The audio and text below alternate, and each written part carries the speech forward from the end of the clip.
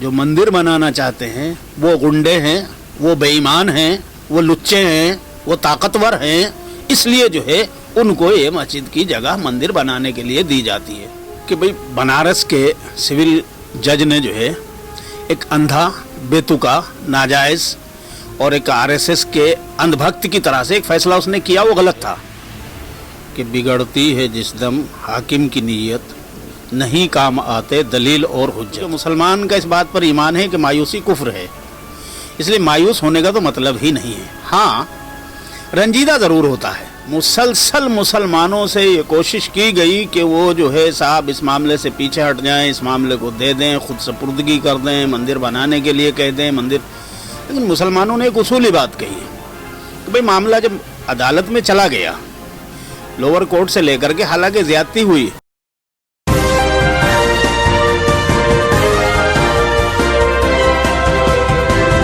पल-पल news से मैं हूं आपके साथ नदीम अकरम। लगातार देश में एक नए मुद्दे को जन्म देने की लगातार कोशिश की जा रही है। पहले बाबरी मस्जिद के साथ क्या कुछ हुआ और अब देश की जो धरोहरें हैं उसी पर सवाल खड़े कर दिए गए हैं। कोई भी आता है, कहता है साहब ये कुतुब मीनार जो है, ये कुतुब मीनार के नीचे मंदिर है, इसकी खुदाई की जानी चाहिए। कोई भी आता है वो ताजमहल को लेकर के तेजो महल मंदिर बताने की कोशिश करता है, तब जाकर के कहा जाता है खुदाई करें मंदिर मिलेगा।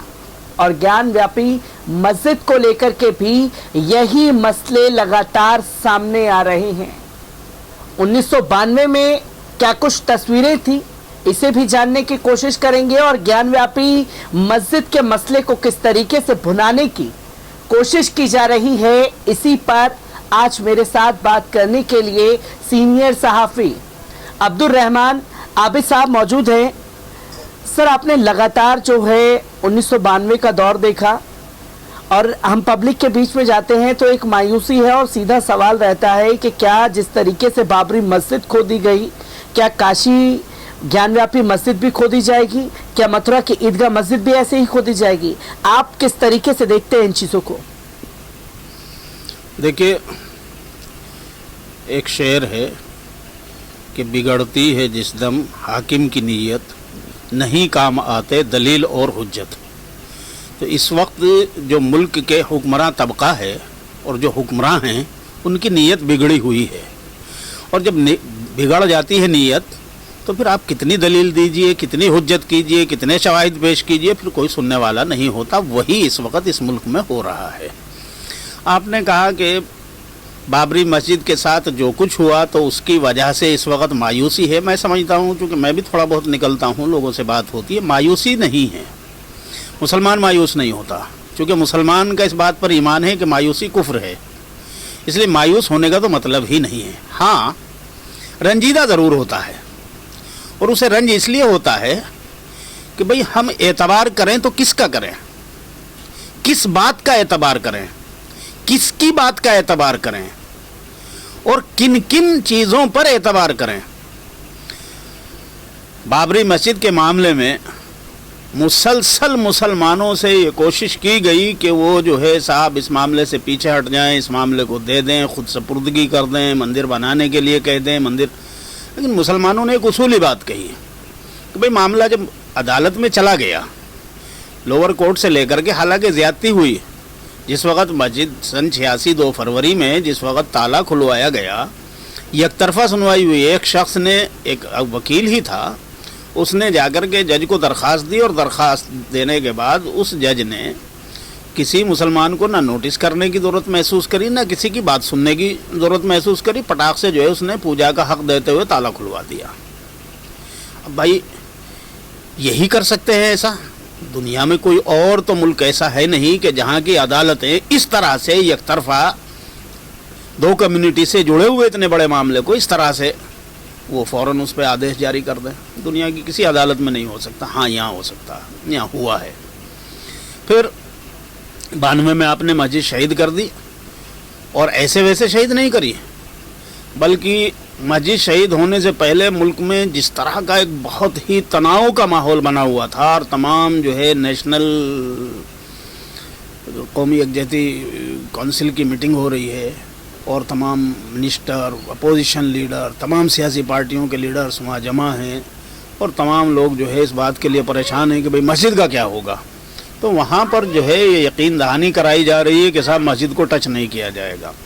मुल्क की सुप्रीम कोर्ट जो है वो हिदायत जारी करती है कि साहब मस्जिद को कोई टच नहीं करेगा। सुप्रीम कोर्ट में उत्तर प्रदेश का चीफ मिनिस्टर हलफनामा देकर के वादा करता है सुप्रीम कोर्ट से कि मस्जिद को हम टच नहीं होने देंगे, कोई नुकसान नहीं होने देंगे। लेकिन सुप्रीम कोर्ट ने इसके बावजूद अपना एक मुशाहिद, उस मुशाहिद की मौजूदगी में, सुप्रीम कोर्ट के मुशाहिद की मौजूदगी में और उस हलफनामा देने के बावजूद मस्जिद शहीद हो गई, दुनिया ने देखी। उसके बाद उसी मस्जिद पर फैसला करते हुए 5 रुकनी सुप्रीम कोर्ट की 5 रुकनी बेंच जो है वो ये कहती है कि साहब मस्जिद को नाजायज़ तरीक़े से तोड़ा गया, मस्जिद के नीचे से किसी मंदिर के होने का सबूत नहीं मिला और मस्जिद में नमाज होती रही है। मस्जिद पर मुसलमानों का जायज़ हक़ भी था और जायज़ कब्ज़ा भी था और मुसलमानों के साथ ज़्यादती हुई है, ये सब तस्लीम है। लेकिन चूँकि जो मुसलमानों से टकरा रहे हैं मंदिर पक्ष वाले, जो मंदिर बनाना चाहते हैं, वो गुंडे हैं, वो बेईमान हैं, वो लुच्चे हैं, वो ताकतवर हैं, इसलिए जो है उनको ये मस्जिद की जगह मंदिर बनाने के लिए दी जाती है। और ये दे करके चीफ जस्टिस जो फैसला सुनाता है इस बात का, इंसाफ का खून करके ये फैसला सुनाया जाता है। और मैं इसको अपने लफ्ज़ों में कहता हूँ कि ये अदालत के ज़रिए मस्जिद की ज़मीन को नाजायज़ तरीक़े से छीन कर मस्जिद की ज़मीन पर मंदिर बनाने का पाप कराया गया और ये पाप अदालती अमल के ज़रिए कराया गया है। और वही चीफ जस्टिस जो है 6 महीने नहीं गुजरते कि वो राज्यसभा का मेंबर बन के बैठ जाता है, उसी हुकूमत के ज़रिए नॉमिनेट ही होकर के बैठ जाता है। तो इससे जो है ये सारा समझ में आ जाता है। इसलिए आपको जो महसूस होता है, जिसे आप मायूसी अपने लफ्ज़ों में कह रहे हैं, वो रंजीदगी इसलिए लोगों को होती है कि भाई इस पुरानी पिक्चर को जब वो उनके जहन में आती है और वो सूरत हाल को देख कर के फिर वो ये समझते हैं कि अब इनका भी हशर वही होने जा रहा है। और वो हशर होने का जो ये सोच पैदा होती है, इसको तक़वियत इस बात से भी मिलती है कि शुरुआती मरहले में जिस तरह से अदालतों का रवैया यहाँ पर भी रहा है कि पहले एक सिविल कोर्ट में एक आदमी दरख्वास्त देता है या 4-5 औरतें वो दरख्वास्त देती हैं कि हमें श्रृंगार गौरी के मंदिर में साल के 365 दिन, या वो अब मंदिर तो रहा नहीं, उसके वो जो कुछ भी है वहाँ पे बाक़ियात हैं टूटा फूटा हुआ। मैं गया हूँ वहाँ मथुरा में, मैंने देखा उसको, काशी में मैं गया हूँ, मैंने वो मस्जिद देखी है और वो सूरत हाल भी देखी है पूरी। वो मस्जिद का बैक का हिस्सा है, टूटा फूटा हुआ पड़ा हुआ है, एक अच्छा मैदान सा है वो, वहाँ पर वो श्रृंगार गौरी की पूजा की इजाज़त मांग रही थी। लेकिन सिविल कोर्ट के जज को देखिए साहब, उसका हौसला भी कितना है कि उसने उनकी पूजा की इजाज़त की दरख्वास्त पर जो है मस्जिद के सर्वे का ऑर्डर जारी कर दिया। ये बेईमानी नहीं तो और क्या है? ये अदालत के जज का काम है, ये इंसाफ है, ये अदालत का फैसला है। ये तो बिल्कुल खुल्लम खुल्ला बेईमानी है, इंसाफ का कत्ल है, अदालतों की मर्यादा का कत्ल है और कानून का कत्ल है। लेकिन इसके बावजूद सारे लोग इस पर जो है चुप के साफ होना चाहिए। और वो जो पक्षकार थे, या कह लीजिए कि आरएसएस के जितने भी बगल बच्चे थे, वो तमाम के तमाम जो है वहाँ टीवी कैमरे लेकर के जो है पहुँच गए और सारा गोदी मीडिया जो है वहाँ जा कर के मिल गया मिल गया मिल गया मिल गया। क्या मिल गया? अरे भगवान मिल गया। अबे अकल के अंधो, अब तक तुम बगैर भगवान के रह रहे थे क्या? आज तक तुम्हें भगवान ही नहीं मिला? ये हजारों साल से हिंदुस्तान में हिंदू रहते चले आए हैं, वो बगैर भगवान के ही रहते चले आए।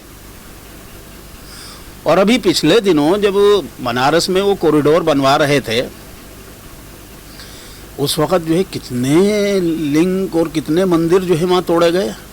तुम्हारी जो है आका ने तोड़े हैं, जिनके नाम पर तुम अंधभक्त बने हुए हो। उसी वज़ीर आज़म नरेंद्र मोदी ने के ऑर्डर पे तो वो सारे तोड़वाए गए हैं और धड़ाधड़ तोड़वा करके वो फेंकवा दिए गए मलबे में।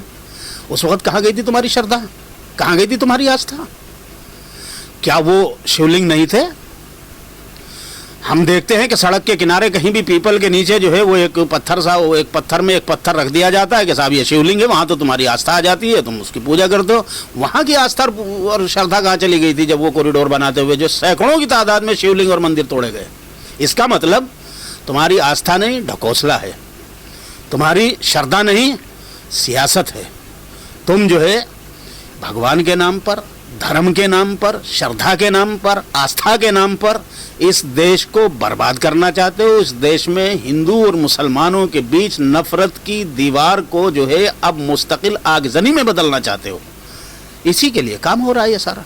ये जो सारा काम चल रहा है, एक आगजनी जो है देश को झोंकने की तैयारी की जा रही है। मेरा आपसे एक आखिरी सवाल रहेगा, क्योंकि आपने 1992 का वो दौर भी देखा, जो बारीकी से लोगों को चीज़ें नहीं पता थी उन्हें आपने सामने रखा।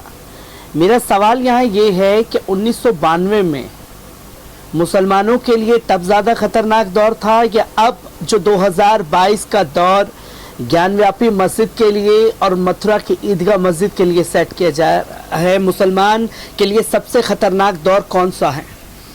देखिए, आपने एक कहावत तो सुनी होगी, हिंदुस्तान की ही है, वो किसी बाहर की नहीं है, कि हर आने वाला जो है वो पहले वाले को अच्छा कहलवा रहा है। आडवाणी के दौर की जो बीजेपी थी उसको जो है तमाम हिंदुस्तान के लोग ये कहते थे कि भाई ये बहुत बुरे लोग हैं, बहुत ख़राब लोग हैं, बड़ी ख़राब पार्टी है, बड़ा कमीनापन है इनके यहाँ। लेकिन जब मोदी और अमित शाह की जोड़ी आई है तो इन्होंने लोगों से कहलवा दिया कि यार इनसे अच्छे तो आडवाणी और वाजपेयी थे। तो अब आप समझ लीजिए। अब एक बात और है कि जैसे मैं जो पहले मैं कह रहा था और 92 से लेकर के यहाँ तक का, कि जब ये बात चलिए मान लिया बनारस की लोकल अदालत ने ये सारी ड्रामेबाजी कर दी, हमने माना कि भाई बनारस के सिविल जज ने जो है एक अंधा, बेतुका, नाजायज़ और एक आरएसएस के अंधभक्त की तरह से एक फैसला उसने किया, वो गलत था, वो गलत है, गलत ही रहेगा। लेकिन जब ये केस सुप्रीम कोर्ट में चल के आ गया और इत्तफाक से वहाँ पर जो बेंच में वो लगा, उसमें जो है चंद्रचूड़ साहब जो है उस बेंच के चीफ थे, और चंद्रचूड़ जी जो हैं वो 5 रुकनी उस बेंच के भी हिस्सा रहे हैं जिसने बाबरी मस्जिद का अब से 3 साल पहले फैसला सुनाया था। और उस फैसले में ये भी लिखा गया था कि अब अयोध्या के बाद, यानी बाबरी मस्जिद राम मंदिर वाले केस के बाद, अब चूँकि मुल्क में 1991 का एक्ट बन चुका है जो इस मुल्क के संविधान की रूह है, अब जो है अयोध्या के बाद किसी भी धार्मिक स्थल पर इस तरह का कोई झगड़ा सुनने के काबिल नहीं है या नहीं सुना जाना चाहिए। तो जब चंद्रचूड़ जी की बेंच ने वो फैसला किया था, तो आज आपने अपने ही फैसले से क्यों आंखें बंद करी हैं? उसी फैसले पर आपने आज सुप्रीम कोर्ट में बैठे हुए अपनी सदारत में जो बेंच थी आपकी, उसमें क्यों वो फैसला नहीं आपने उसकी इज्जत रखी, क्यों नहीं उसका एहतराम किया, क्यों नहीं उसके मुताबिक आपने ऑर्डर जारी किया? आपको चाहिए ये था कि पहले ही मरहले में अगर आप इस फितने का, इस फसाद का आप जो है वहीं किला कमा कर देते और वहीं इसका सर जो है तोड़ देते। एक सीधी सी बात थी कि भाई अब इस मुल्क में इस एक्ट के होते हुए कोई भी इस तरह का मामला सुनवाई के योग्य नहीं है, लिहाजा अब ये मामला इस तरह का किसी भी इबादतगाह के ताल्लुक से कहीं नहीं सुना जाएगा, किसी भी अदालत को इख्तियार नहीं है, कह करके बात ख़त्म कर देते, मामला साफ हो जाता, तो आइंदा के लिए भी इस फितने का दरवाज़ा बंद हो जाता। लेकिन जैसा कि आपने भी सवाल किया था और मैंने भी जवाब में कहा था कि अब जो है इन्होंने तरीक़ेकार थोड़ा बदला है। पहले ये करते थे कि रात को घुस करके मूर्तियां रख दी और उसके बाद के प्रकट हो गए, अब ये नहीं करते। अब बल्कि जगह जगह जितने भी केस हैं, आप दिल्ली देख ली, कुतुब मीनार देख लीजिए, आप ताजमहल का देख लीजिए, आप बनारस का देख लीजिए, आप मथुरा का देख लीजिए, आप मैसूर का देख लीजिए, आप जो है धार का देख लीजिए, आप जो है श्रीरंगपट्टनम का देख लीजिए, हर जगह जो है पहले अदालत में जाकर के एक एप्लीकेशन लगाते हैं और अब अदालत जो है वो आरएसएस के दफ्तर की तरह फैसला सुनाती है और फिर जो है ये अंधभक्त सारे, या यूँ कह लीजिए कि आरएसएस के अंडे बच्चे, बगल बच्चे, ये तमाम और गोदी मीडिया के जरिए फिर वो एक माहौल क्रिएट करते हैं, वो एक इश्तिहाल फैलाया जाता है और फिर वो जो है आस्थाएँ जगाई जाती हैं और आस्थाएँ जगा करके इस देश को बर्बाद करने का काम किया जा रहा है। लेकिन ये बात सच्चाई की है कि अगर ये तूफान बदतमीज़ी इस मुल्क की हुकूमत ने और सुप्रीम कोर्ट जैसी अदालत ने नहीं बंद किया तो यकीन जान लीजिए आज नहीं तो कल ये देश बर्बाद होने से कोई नहीं बचा सकता। और मैं चाहता हूँ कि वो वक्त हिंदुस्तान में ना आए। अल्लाह करे हिंदुस्तान आबाद रहे, हिंदुस्तान को इन बर्बादियों से बचाने वाला कोई मसीहा कहीं से निकल आए। बस यही चाहत है और यही दुआ है, और इसी दुआ के साथ मैं समझता हूँ कि अपनी बात को ख़त्म भी करना चाहता हूँ। सीनियर सहाफ़ी अब्दुल रहमान आबिद साहब हमारे साथ मौजूद थे, जिन्होंने साफ शब्दों में ये बताने की कोशिश की जो 1992 में हुआ वो सरकार की देखरेख में हुआ, पर अब 2019 को देखिए, 2022 को देखिए, ये ट्रेंड चेंज हो चुका है जहां खुद ही सरकार के फैसलों को जज द्वारा सुनाया जा रहा है।